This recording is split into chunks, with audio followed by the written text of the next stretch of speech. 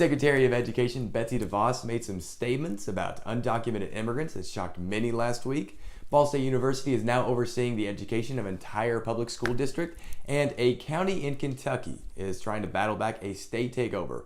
What does all this mean for our students? I'm going to try and help you find the answers and more in this video. When asked about whether or not schools should be able to report on undocumented children in a hearing last week, DeVos stated that, "I think that's a school decision. It's a local community decision."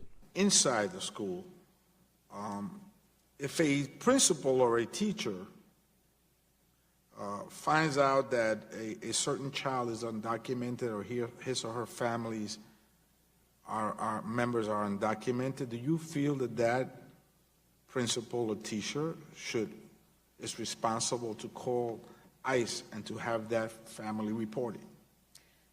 Sir, I think that's a school decision. It's a local community decision. And again, I refer to the fact that we have laws and we also are compassionate. Now, you can think whatever you want about undocumented immigrants in our country, but according to the Supreme Court decision of 1982, Plyer versus Doe, schools are not allowed to report on undocumented children. According to what that decision says, it is illegal for states to deny any education for undocumented children. The Supreme Court ruled that this would violate the Equal Protection Clause of the 14th Amendment.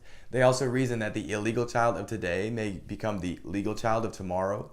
And they also said that devoid of an education, something that is so important for every child, the child may be locked in a state of low socioeconomic status forever. Therefore, if a school staff member decides to report a child to ICE, the Immigration and Customs Enforcement, that would be inhibiting their right to an education, which is protected by this case. Shock and outrage ensued after these remarks went public. Some wondered if DeVos was aware that she was saying things that goes against the Supreme Court decision, and then some believed that she may just be doubling down on illegal immigration. Many had called for DeVos to apologize for these remarks, but an email statement from Elizabeth Hill, the Education Department press secretary, stated that she stands by her words. Personally, I'm 100% behind us finding solutions that keep the border protected and the lives and the rights of people on both sides of it safe and secure. However, I'm not okay with us doing anything that goes against laws that have already been created, decisions that have already been made in our country. That's where I'm at with this. I want to know what you think about the whole situation and the actions of our Secretary of Education. Our second story of the day is about how earlier this month, Ball State University made moves to oversee management of Muncie community schools.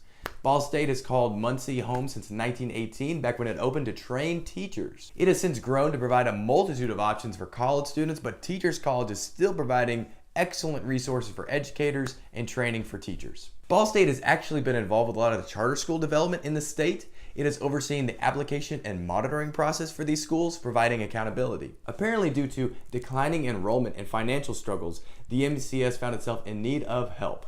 The state stepped in and allowed administrator assistants to provide that help. Now that Ball State is overseeing MCS, it's time to see how their plan pans out. Apparently, they plan to assign professional development liaisons in each school, encourage more volunteering from BSU students, look into expanding after-school programs, and develop an academic innovation plan. This is an interesting story to me. It makes me consider whether or not there could be success with this, and then there could be replication of that success. A university doing a takeover of a school system is pretty rare in my opinion. The fact that Ball State and MCS share a community makes me think that this plan could work. Ball State has a solid education teacher program, and then MCS would be a great training ground for all those teachers. There's a mutual gain to be had there. There's the resources of a university, and there's the investment in a community. What's your opinion? Are you thinking of a mashup right now between your local public school system and the local college or university?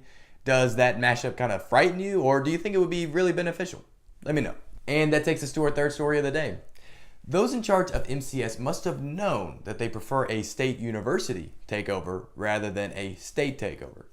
Those in Jefferson County are facing that struggle right now. Interim Education Commissioner Wayne Lewis provided a recommendation to Jefferson County Public Schools, or JCPS, the largest district in the state of Kentucky, that the state come in and provide 3 years of oversight. He was citing the results of a 14-month management audit of the district.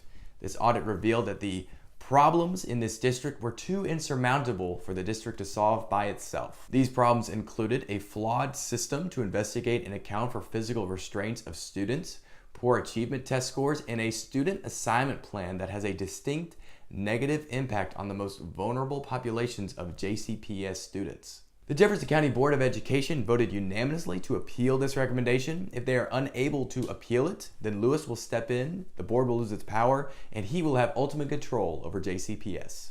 Critics of the state takeover believe that Lewis is overlooking the progress that has been made ever since Marty Polio was made the interim superintendent of schools last summer. Since last February, he was made the permanent superintendent. So what is the difference between a state takeover and a university state takeover? Well, as far as these two cases are concerned, it's the response. In Muncie, it has mostly been very positive. There have been those individuals who did not like the way in which the takeover was carried out, but overwhelmingly, the response has been excited and encouraged. And while there have been those in Jefferson County that believe that the state coming in is going to provide a quicker and easier transformation for the school system, a ton more have been protesting, even creating the Our JCPS hashtag. The second difference here in these two cases is the community aspect. Muncie Community Schools and Ball State share a community.